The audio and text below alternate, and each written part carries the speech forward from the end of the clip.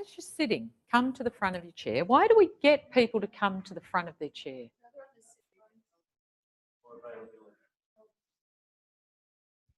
No?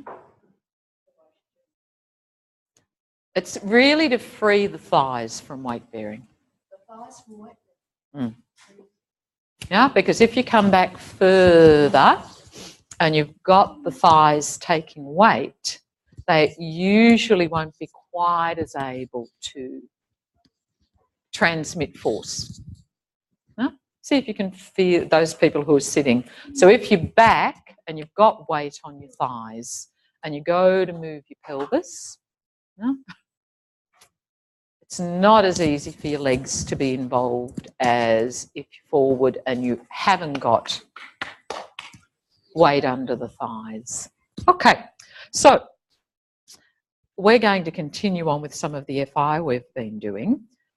So with all of this ATM we've been doing, if you wanted to lift one arm up toward the ceiling, what would support that to make it light? What would you do?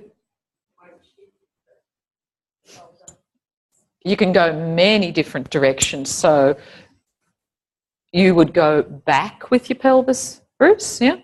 But you shift your weight somewhere. To the side for you, yeah? And again, this is going to make sense depending on where are the areas of the pelvic clock you know more, which ones are more in your... But can you feel the pelvis is going to have an absolute impact? So again, if you don't let your pelvis move, how quickly will the quality of movement? Your arm, what happens? Can your arm, it gets heavier, bit of resistance probably. Restricted, yeah, because it's trying to do all of the work. Okay, so we've found some different trajectories. Fantastic. So if we do what Bruce did first, if you can, and you rolled your pelvis backward. So that's the movement you're going to do to lift your arm. Again, only lift as far as it's easy for you. Huh? What happens in your chest? What happens in your shoulder blades if your pelvis rolls backward?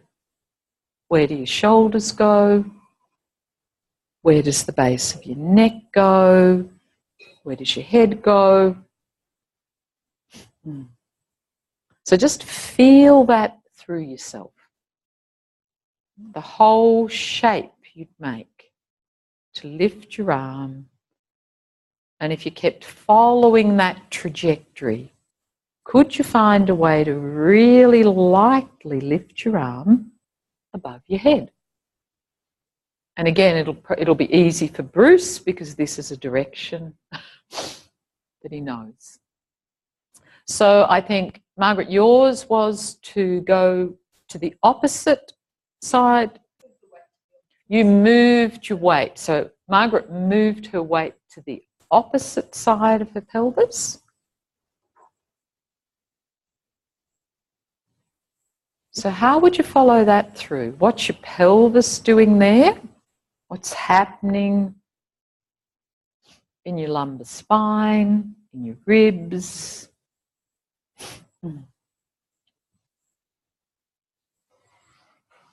And you can feel there's a couple of ways that you could do it. You could go to the opposite side and you could get smaller on the opposite side. Or you could go to the opposite side and get longer on the opposite side. But just feel, can you find a congruency for yourself in how every part of you could help out here? What's another direction? Forward. No? So if your pelvis was going to go forward.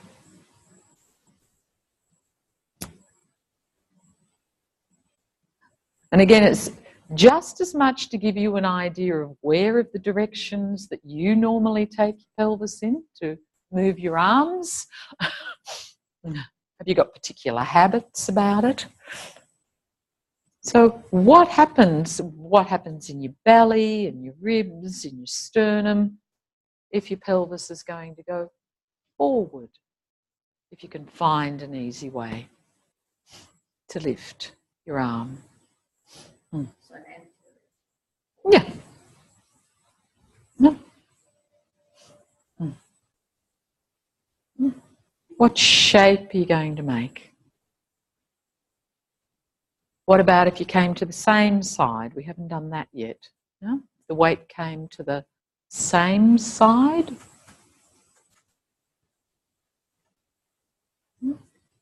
What are you feeling all the way through you?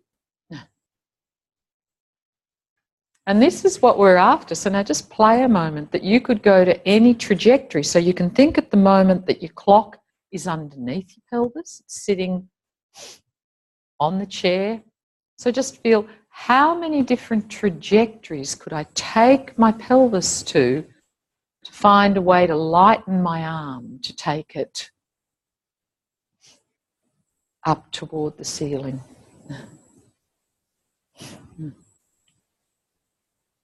And again, what's that got to do with lifting your pelvis or rolling your pelvis? How high you can lift your arm.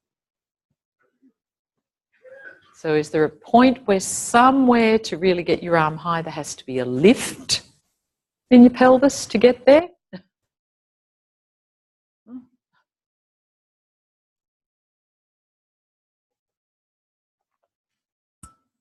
So this is what one of the things we've been investigating. How many different parts of this pelvic clock and head clocks, how many shapes can I have that can still connect me into my arms and my legs? Okay. So if we had, oh, his legs.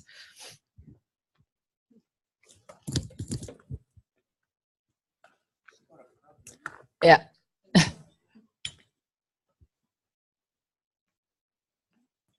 If Ruth or Jen can come and do the skeleton bit.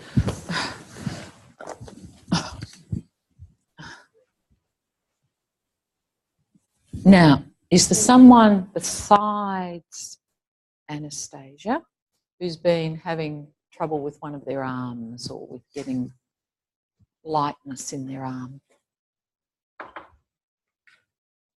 I'll do it with you, Anastasia. Then. Yeah.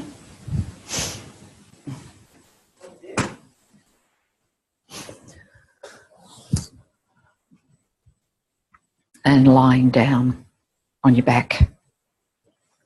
So we're going to investigate. So we've already done a little bit, haven't we, of, you know, the shoulder blades and the pelvis and finding the direction and finding where the arm could get light if we followed more a pattern of movement through the person. Huh?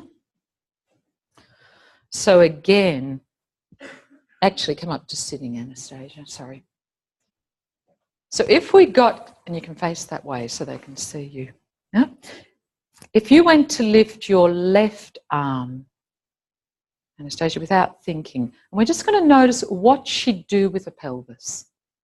Huh? So she's not thinking, and we're just saying reach up to get something up above your head. And where does she go on a clock? Yeah? She sort of comes forward and over to the right. Yeah? Okay, right arm, Anastasia, just, she's already gone. So again, it's a direction. Yeah? And does the pelvis move much? Can you see how slow her pelvis is to come in to help her arm to move? Yeah? And then do the other side again, Anastasia. Yeah? So this is something you'll see over and over again. That until someone knows that their arm's connected to all of them, they're going to be putting some sort of stress. So again, just as you're sitting, just feel, can you sort of do what Anastasia does? So one side, do it, and you can just feel, oh yeah, everything's there. And then the other side, she does it, but it's really slow for her pelvis to come in. And can you feel what that does to the weight of your arm, the trajectories it could go in? It's really going to influence. Yeah? Great. It's plenty on your back. So we know that she sort of liked, on the easy side, her pelvis tended to like to go forward into extension and a little bit over to the right with the use of her arms. So we just simply observed that. Where did it go? So now we're just going to go through the same process. I'm just going to feel, where does her pelvis go most easily? And I just want to point out for all of you that the reason I can do this is that my pelvis is free to go in any direction. I'm not committed to going somewhere. Because as soon as I'm committed to going somewhere, I've made the decision. I'm not in that place anymore of simply asking, where can your pelvis move most easily? Because I've committed myself to a direction. So if I can move anywhere, I can really... And I'm just going to go, is it over here where she went, which was a little bit there and down. And I'm feeling through her. And there is no way, I'm using squishy bottle because there is no way that I could get skeleton with Anastasia at the moment. Doesn't mean that you mightn't already have it with the person you're with. But what is being evoked in our interaction is squishy bottle.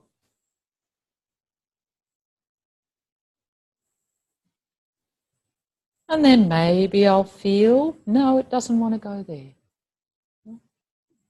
Up. No, it doesn't really want to go there. Can come a little bit over here with a little bit more of a direct. So there's a few possibilities really over in this corner of the pelvic clock for Anastasia. A few hours that are open. So what do I mean when I say no, it doesn't? I am feeling for the slightest bit of resistance. Anything where I'm feeling no. So we know a pelvis wants to come there. So where would we expect, if a pelvis wants to come there, where her legs would want to be? Would they want to be bent a lot or more straight? If she wants to come there with a pelvis. A little bit straighter, we would think. Yeah? That they would be... Does that make sense to people? If Jen, if you do it on there, on the pelvis? No, she's sort of pulling over and down to the right. It's probably going to be asking this right leg to get a little bit longer, maybe. No? And I'm being particularly detailed here with Anastasia because I know she's got shoulder pain. So I'm really going with it. Please feel free when you do it with each other that you could just pick one of the cardinal directions, either up, down, or left, right. No? I'll just ask on that when you're saying feeling slightest resistance. If you've got someone that's new to pelvic and new to maybe touching them, like on that side, stuff like that, then don't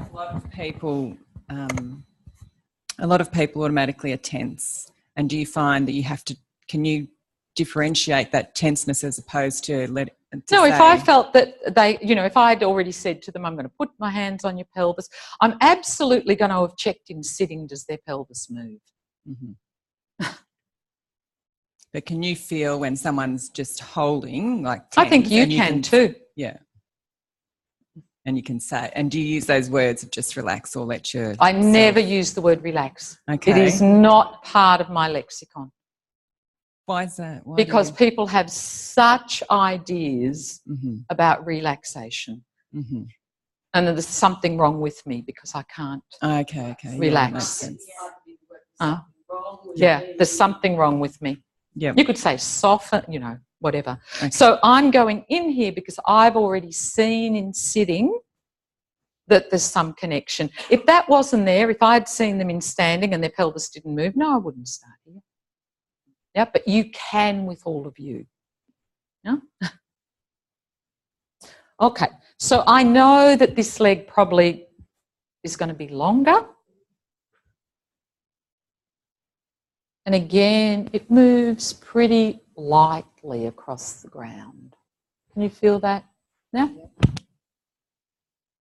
Soon as I lift it, I've held my breath.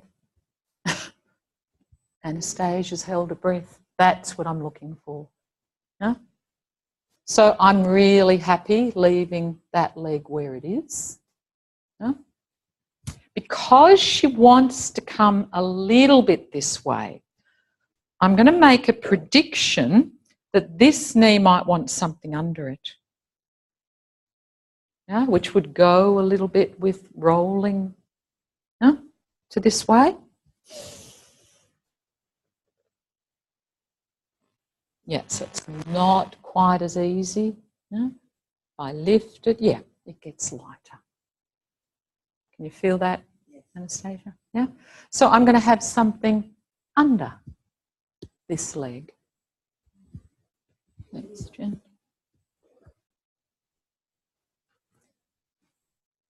Yeah. Again, that's nice and free. Yeah. This is still heavy. There it's light. So we need another roller.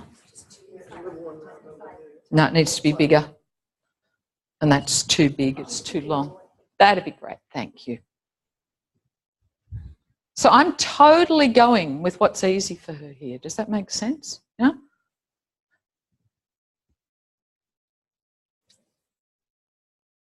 How's that feel, Anastasia? Yeah?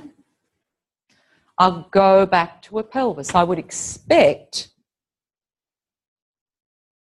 yeah, I can even get lift now. Yeah? Can you feel that's a really different movement? Yeah?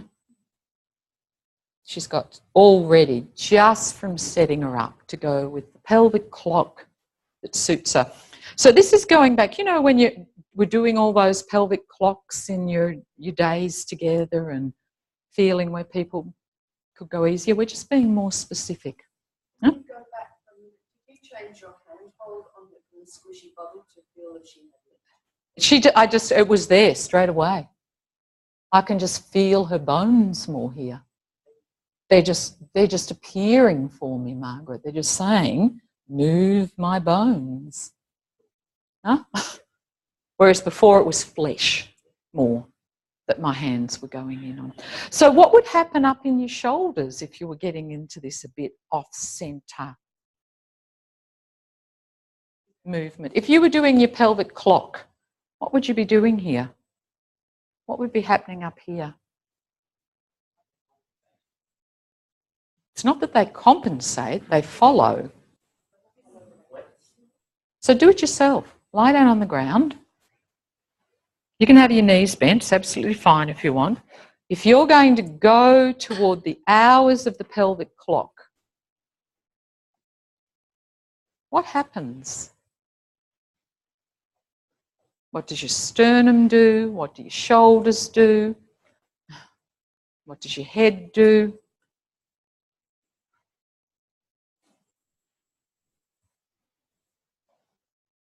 Does one side get shorter or longer? What happens?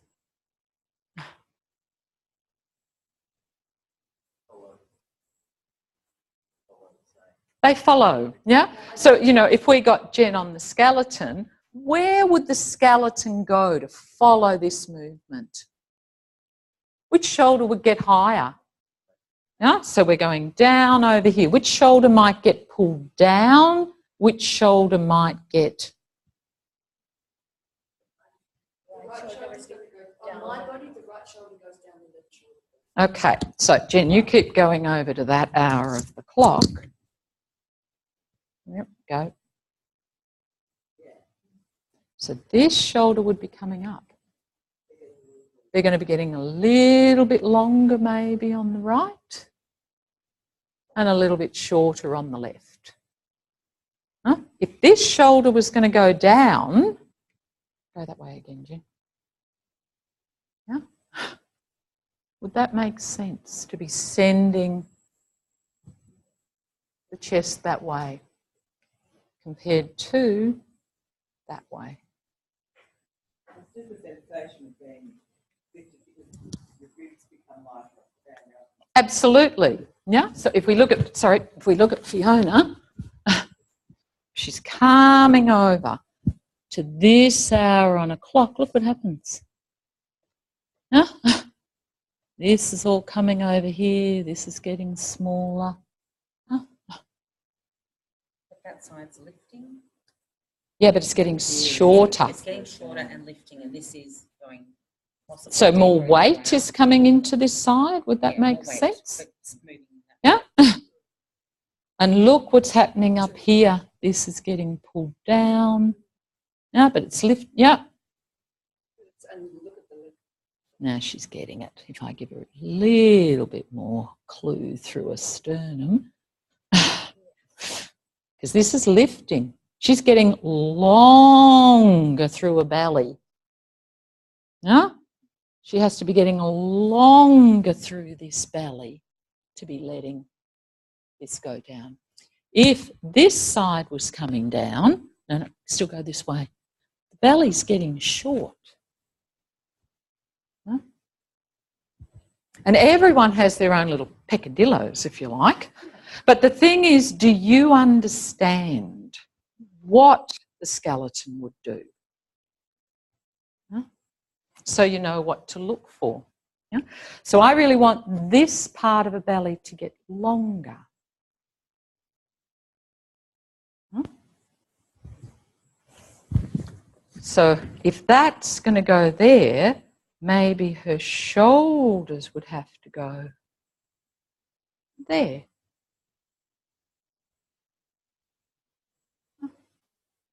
Does that follow through for you? Huh? That's all going, look, there's the length. Huh?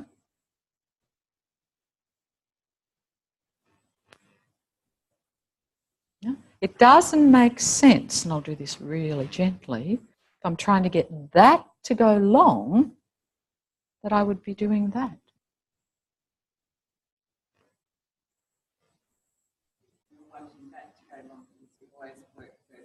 The pelvis. Yeah, the area That she can already do. Yeah? She can already do. That's what she did in sitting as well. Yeah? And because I've gone there, this arm's as light as a feather. Yeah? Because that's what she did in sitting. Yeah? Okay.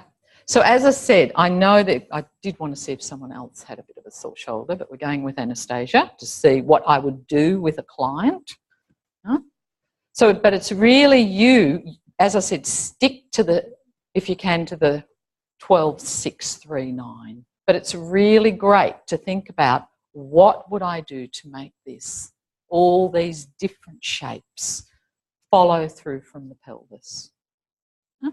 So what would happen in here, in a first rib? It's a pretty complex movement that's going to be going on. It's going to be, so again, you've got to think that it's doing that. So it's going to be going over there.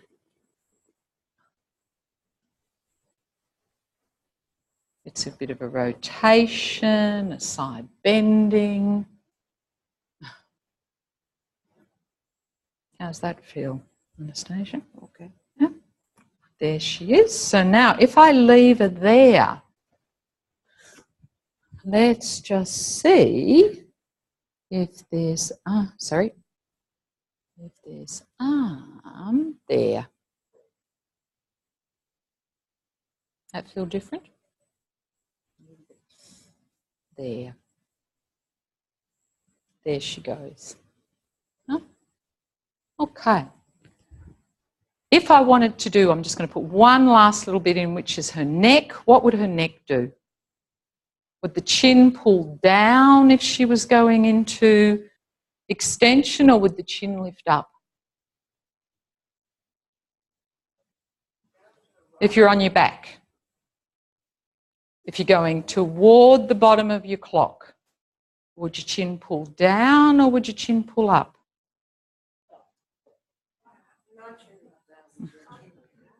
Down. Now, what does the chin do as you arch in your back? Goes down. Yeah? So the other little bit I could put in is that you start to tilt your pelvis now. And I could just show her that her chin could come down. Huh? There she goes. Huh? So we're just putting everything in the picture for her. Good. Let's take the rollers out.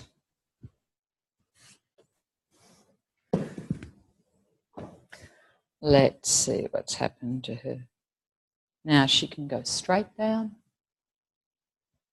She can come over this side. She can come over this side. She can even go over that side. Huh? Because we've made everything the same, all her possibilities have picked up to sitting.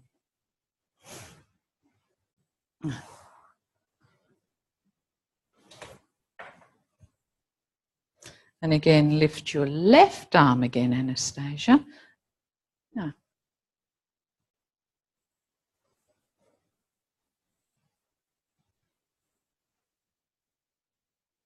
Does that feel any easier? Yeah. There's a little bit more length coming through her belly, but I also know if we spent time, she'd have more options available now. And now try your right arm again, not going for range.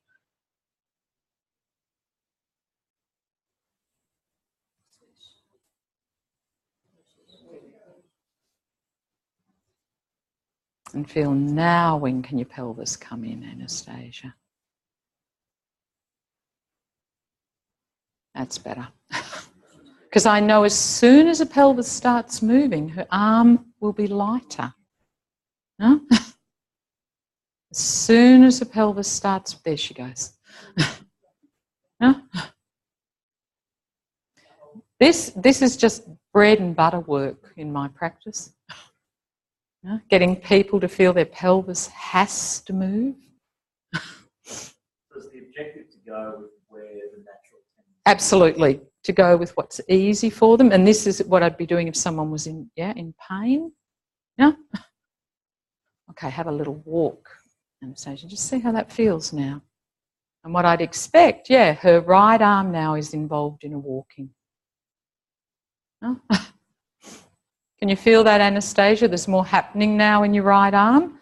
Whereas when she gets into her pattern, the right arm just sort of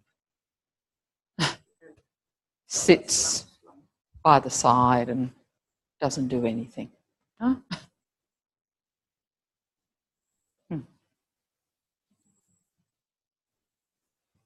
Okay. So, do you want to grab a partner? Ruth and Jen and I will all come around. But as I said, try and have a look at them in sitting first, lifting their arm. And your person might already have a few options of where they can go.